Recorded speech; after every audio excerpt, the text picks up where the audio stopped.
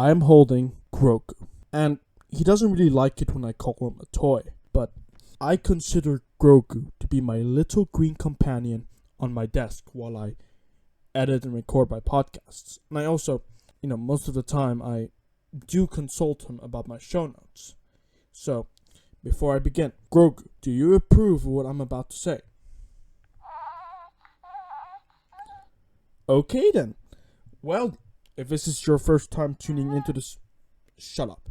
If this is your first time tuning into the Cinema Courtroom show, you know that I don't cover anything to do with television here. I do, however, cover matters that pertain in any shape or form to the cinema industry, which is why I can't be more eager to share with you a possibility of there being a Mandalorian movie. Now, of course, this is something that's not been greenlit officially, and it's not even in development, and it might not even happen. Perhaps Disney has other plans. Don't get me started. However, it turns out so many people want to see the Mandalorian television series. They want to see it have a full-length Star Wars Mandalorian movie to see in the cinema. Do you think that this is nothing more than a misguided dream? Well, I did at first, until I tried telling Pedro Pascal that. In an interview with Fandango asked Pedro Pascal about the possibility of a Mandalorian movie to finish off the television series, while the director, who was also being interviewed, said that that's something I don't know about.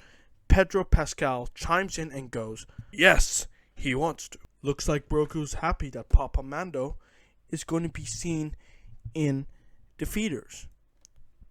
Very possibly. Aren't you, Grogu?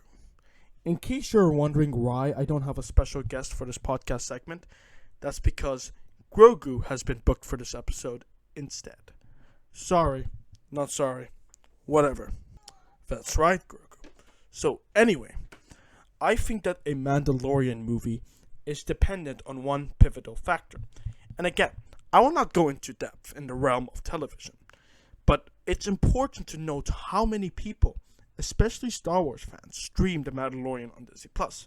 We must take into account the difference between the legitimate access to Star Wars movies and television. As we are well aware, there are millions upon millions of Star Wars fans scattered across the globe. For some, or most of them, the only way they've been able to access Star Wars was in the cinema. What if, for whatever reason, they're not able to get a VPN and access Disney+? Or what if, it's their socio-economic background? Perhaps they can't afford to have a Disney Plus subscription. Because believe it or not, getting a ticket to watch a movie is a lot cheaper than getting a monthly charge on a subscription for a streaming platform, whether it be Netflix, Amazon Prime, or Disney Plus. So could there perhaps be a grim chance that Lucasfilm will have a narrower market share when it goes down to ticket sales if the Mandalorian movie were to be a thing? Because who would buy tickets to a movie that pertains to a show that no one has watched? Maybe they, some people would like to watch a movie on Star Trek even though they haven't watched the show.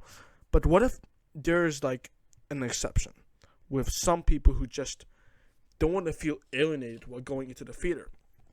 Because again, they're taking an economic, cost when they buy the ticket. So it's they want to spend money on something that they know they'll understand and enjoy, which makes a whole lot of sense if you think about it. Because, after all, let's say that one Star Wars fan in some country in the Middle East or anywhere else might not have Disney Plus, and then they'll end up missing out on the Mandalorian television series, as I've just established. Wouldn't that then lead to them feeling alienated when the actual movie comes out? Is Disney willing to take that risk if they intend to rise up their ticket sales with a Mandalorian movie? Who knows? They might, but that's just my single perspective.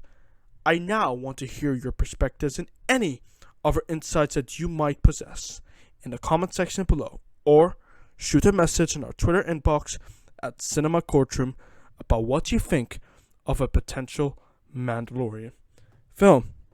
Say bye, Grogu.